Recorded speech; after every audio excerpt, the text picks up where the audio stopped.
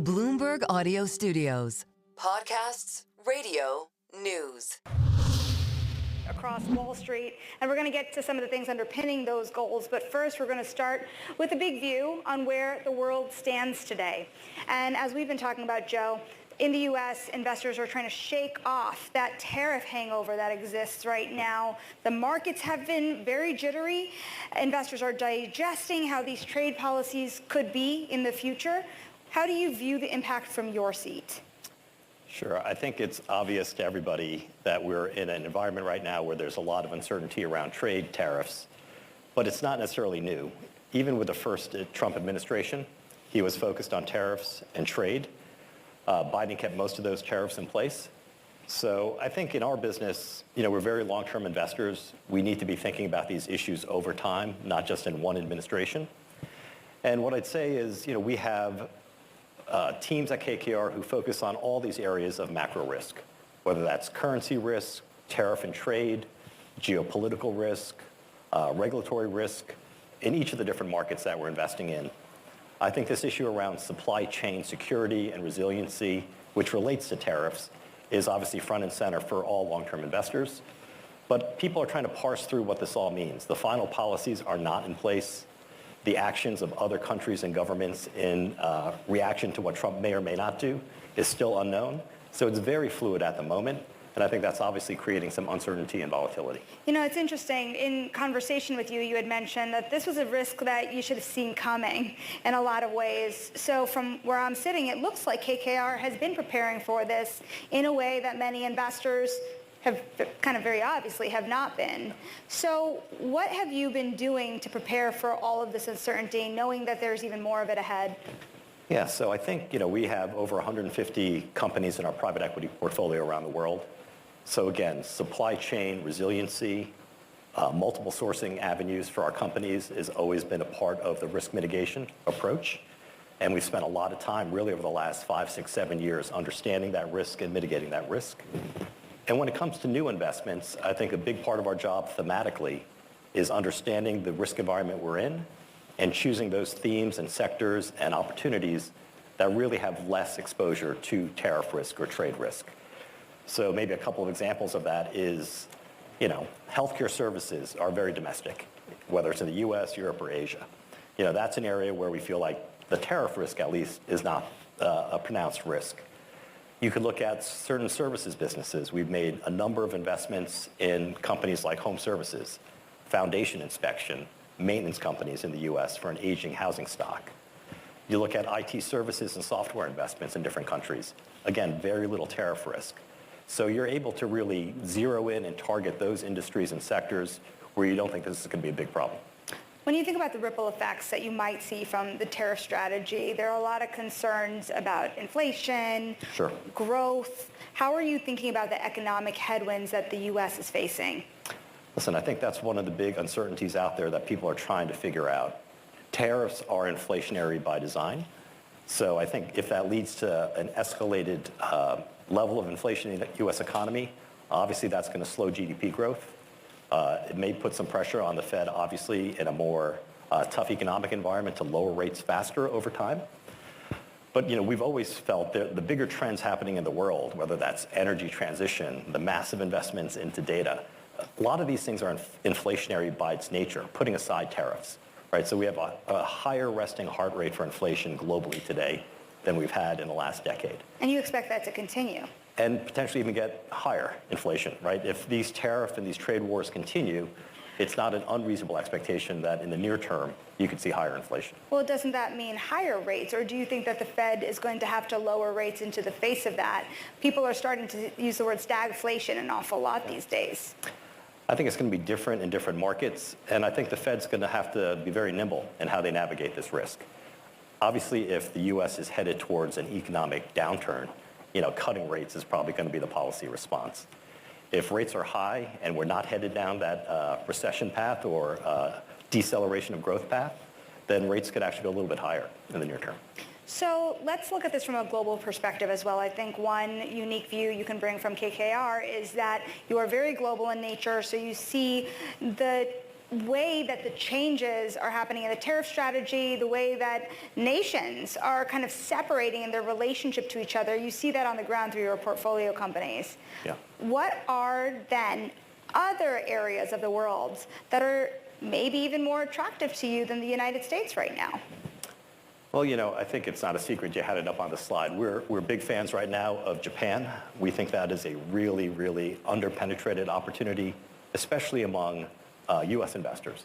They really haven't figured out how to get the exposure they want in a market like Japan, where they're coming out of 2.5 decades of deflation. So finally, positive wage growth, pricing power, inflation is very modest, but positive inflation right now, and rates are actually increasing modestly in Japan. That's a completely different macro picture than what we've seen in Japan for the last 3 decades. And a really exciting time when you marry that with shareholder reform, activism, corporate governance reform in that market. Outside of the United States today, Japan is the largest destination of our capital.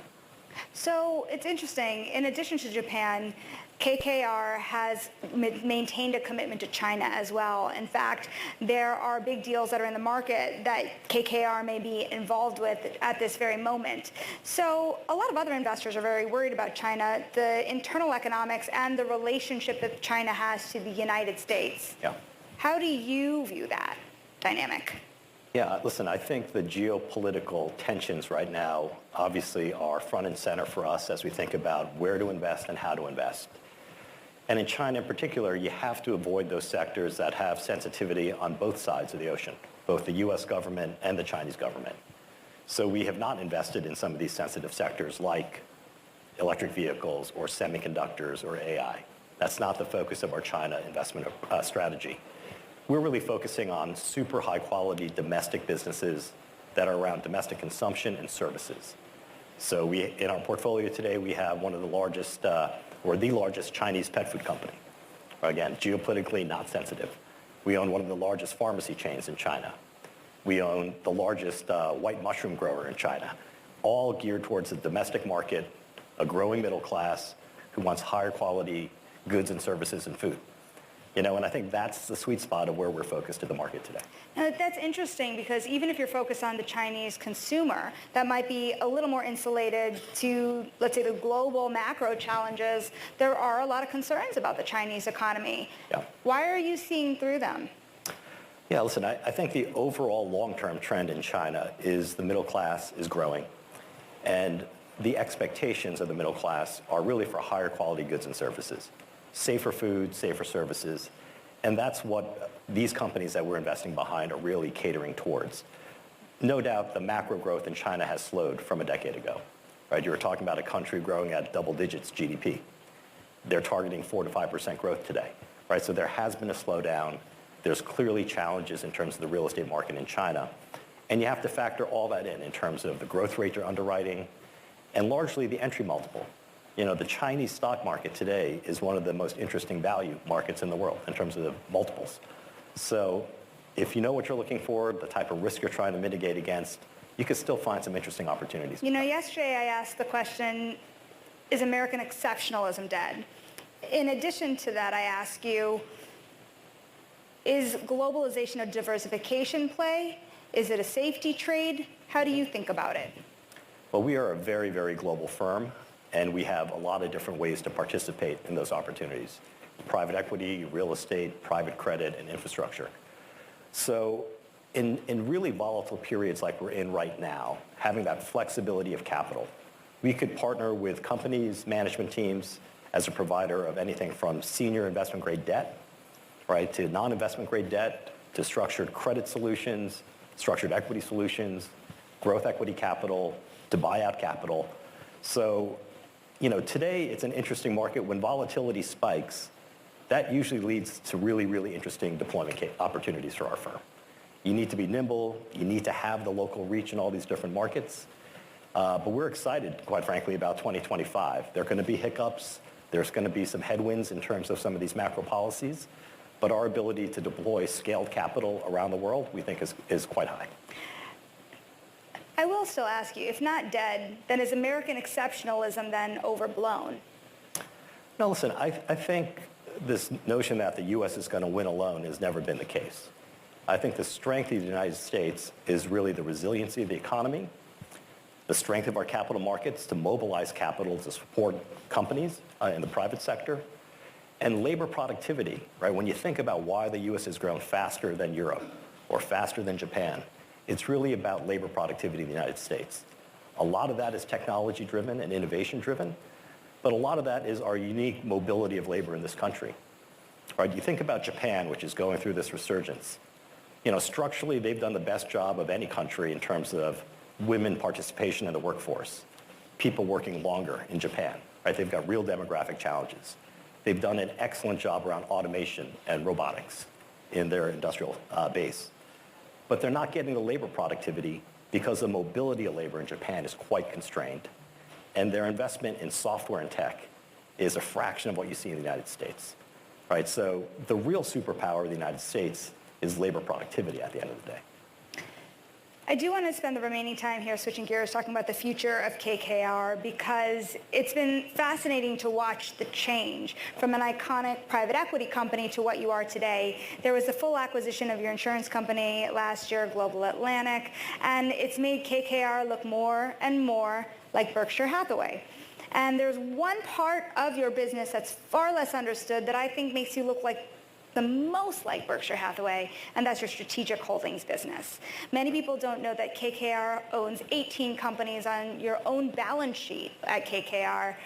What is this business going to be in maybe 10 years, and why is it valuable to you? Sure. So when you think about KKR as a business, we really have three core strategic parts of our business strategy. Asset management, I think, is well understood. It's what we're known for the last 50 years. So that's our third-party private equity, again, real estate and infrastructure, private credit business. And that's a $650 billion business that you mentioned at the start. The second big pillar of our business today is Global Atlantic. It's a 100% owned insurance company in the life and annuity space, roughly $190 billion of AUM there. And again, playing into all of these trends around retirement savings, retirement security, and being able to offer individuals compelling products for their own long-term savings. The third piece of it is a segment that we introduced last year at our Investor Day, but it's been a segment we've been incubating for well over a decade now at KKR, and that's strategic holdings. So what we're trying to build in strategic holdings is, in some ways, a mini Berkshire Hathaway. Right? These are companies where we own large stakes, sometimes controlling stakes, sometimes not, but businesses that we think we could own literally forever. Businesses that have the potential to compound in mid-teens over a very, very long period of time, very defensive in nature. So we have 18 companies in that portfolio today. We're going to continue to redeploy our free cash flow at KKR to invest in more of these types of businesses. And it's not just private equity. Over time, it's going to include certain platforms, probably in infrastructure and real assets. Maybe certain buildups, that we're going to do in different sectors. When Scott Nuttall and I, my co-CEO, joined KKR back in 1996, Berkshire Hathaway had a market cap of $40 billion and roughly an NAV balance sheet of $40 billion. You fast forward 28 years, they have $1 trillion market cap on the back of long-term compounding of their balance sheet and their investments, right? Some version of that is what we're going to be doing with strategic holdings, but leveraging all of the skills and expertise we have in our private equity teams, our infrastructure teams around the world. So what's an interesting parallel here? If you think about Berkshire Hathaway, is it almost like Global Atlantic is your own Geico, and these future infrastructure holdings will be your BNSF, and your private equity holdings would be kind of like your stock portfolio? Yes, it's an imperfect analogy, but directionally you are absolutely right. I think, listen, strategic holdings for us, you got to think about it as a way, how do we think about redeploying our free cash flow as a business back into the most attractive areas?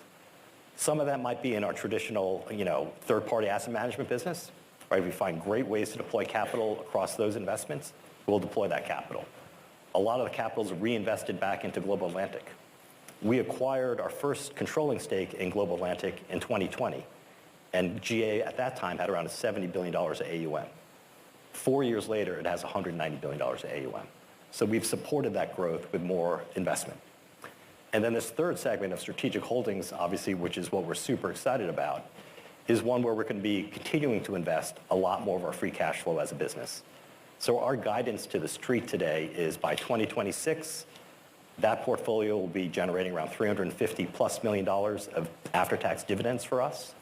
That's growing to $700 million by 2028 and $1.1 billion by 2030.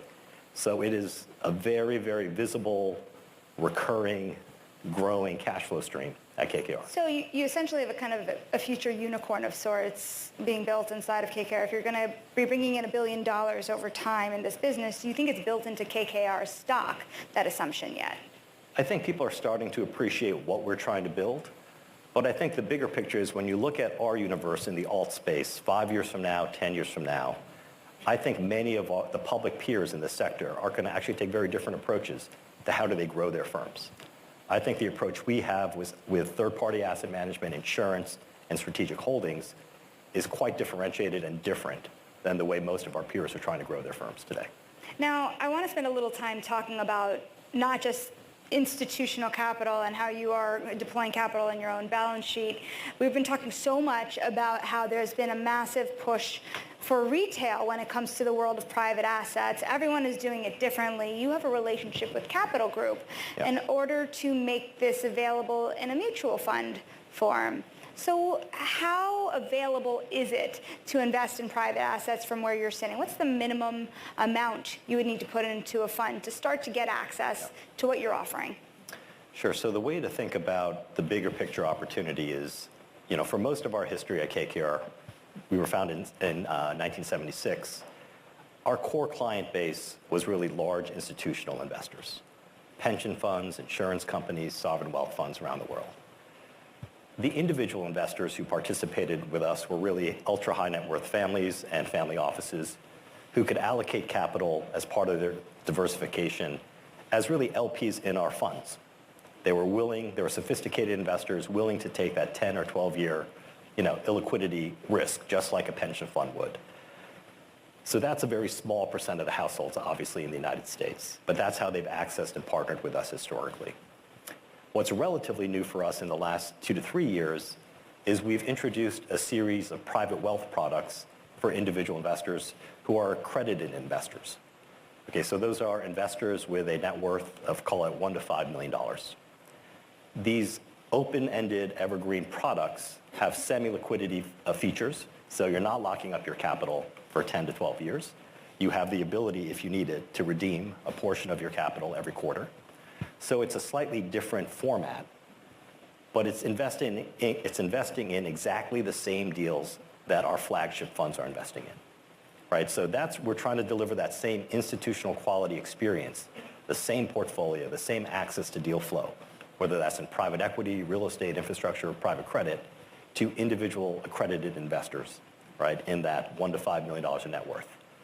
That's around 10% of the households in the United States in those first two buckets, ultra high net worth and accredited investors, and roughly half the AUM in the individual channel. With Capital Group, we have an exciting new partnership which really addresses the next 90% of US households. These are mass affluent individual investors who probably wouldn't be buying our private wealth product and wouldn't be LPs in our traditional fund. So we're creating hybrid products with Capital Group in a mutual fund format. We're starting with credit in the second quarter, where we're going to be putting a portfolio together where Capital Group manages the public credit. We will manage the private credit allocation in that mutual fund and deliver a product to the mass affluent that looks very different from anything they've been able to buy before. It feels like the holy grail for this industry is making private assets available in 401k plans. Yes. How soon do you think that happens? And if not that soon, what's the biggest barrier? Well, listen, I think, again, at a high level, when you think about some of the societal challenges we have, a big part of that is securing your retirement, right?